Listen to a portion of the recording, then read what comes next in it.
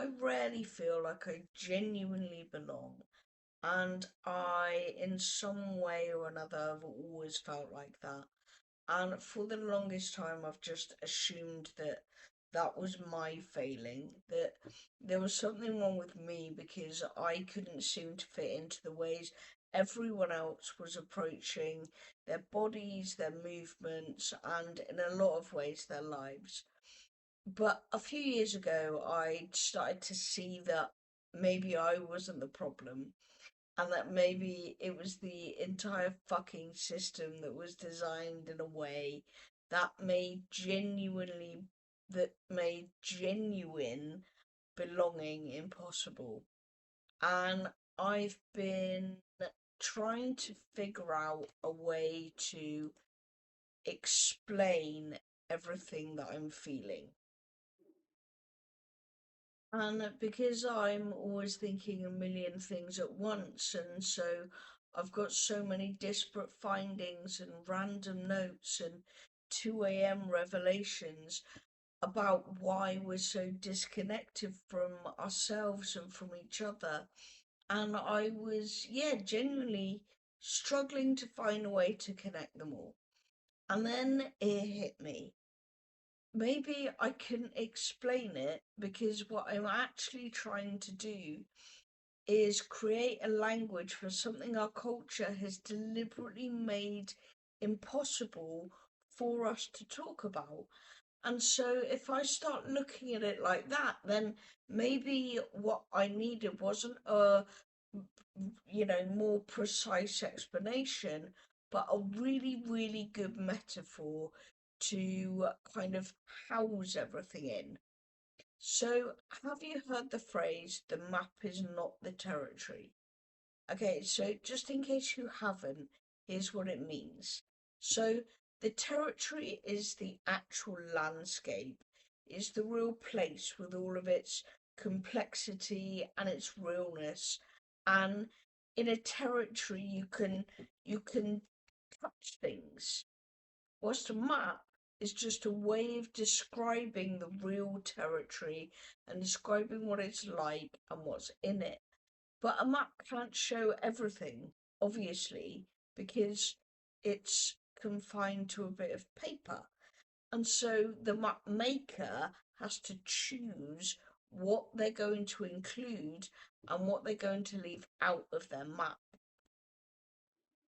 So, for example, an ordnance survey map shows things like topography and distances and landmarks, and they're perfect if you're a hiker looking from how to get to point A to point B. But there isn't a space left on this map to show things like where the wildlife is, or what the stars look like at night, or where your mate is on the map right now. And likewise, a tube map chooses to show connections between stations, which is, brilliant for navigating the underground. But to be so good at what it does, it has to distort the distances between stations and it doesn't show you what's above ground at all. So different maps, but they could be for the same territory, and each one is super useful for its own specific purposes, but equally each one leaves massive amounts of information out. And so in my map is not the territory metaphor that I'm planning to use to help me describe movements and bodies, the territory that I'm talking about isn't actually an external one at all. The territory I'm going to be talking about is you. Now, our territory still comes with maps, but they're maps that are used to describe us. So, our body, our authentic preferences, our natural rhythms, the way that we actually experience being alive in our own particular skin. And we've been handed maps throughout our entire life that claim to show us how to navigate our own territory. But whether we've realised it or not, the maps that we consciously and subconsciously use on our own. They've been drawn by other people who have clearly never been to our territory because they can't.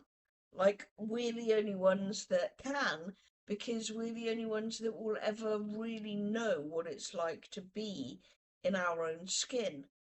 And whilst we're told that the maps we're given are designed to keep us healthy and safe and exist comfortably and get to know our own authentic selves, they often, whether they know it or not, have ulterior motives or just don't do a very good job at what they claim to do.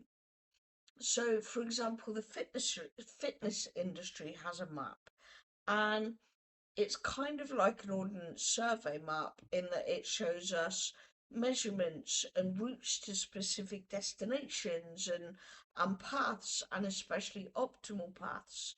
And it's obsessed with efficiency and productivity and getting from our natural state to some predetermined better version. But your actual territory, how you experience movement and what brings you joy and what your body naturally wants to do, that's not on their map because it can't be. Their maps are designed for the masses and not for you. Even the so-called tailored or personalized maps aren't drawn for you specifically. And the body positive movements has tried to give us a different type of map, one that's more inclusive and less focused on aesthetics. And this map really mattered because it challenged some truly harmful shit. But here's the thing, both of these maps are still drawn by other people, and they're still trying to show us the right way to navigate our territory. They're just at different ends of the industry, so each map essentially has different landmarks highlighted on it. So the anti-fitness or the anti-diet industry has things like intuitive eating and joyful movement landmarks, but they're still maps. They're still frameworks created by others telling us how to be in our body. And so, why else don't these maps work? Well, really, they were never designed to, and we cannot blame the instructors here. Please hear me out on that. I want to be clear, because very few instructors know, or at least very few of them share the stuff that I'm talking about now either. So what happened was by design, as I said, because our society became industrialized, and in doing so, it needed something very specific from us. It needed predictable workers and reliable consumers, and so it systematically disconnected us from our natural relationships with our own bodies. It stripped movement from our daily life and then sold exercise to replace it.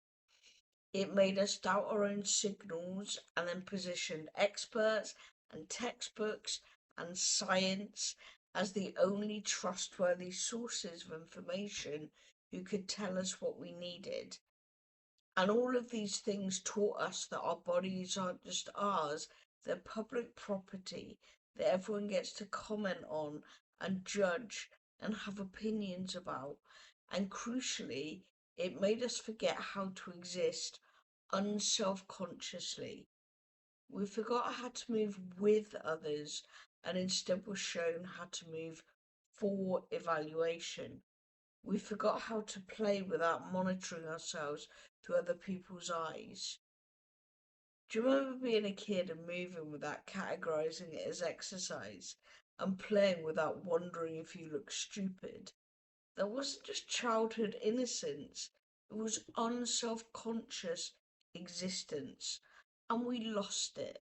Not accidentally, but by design.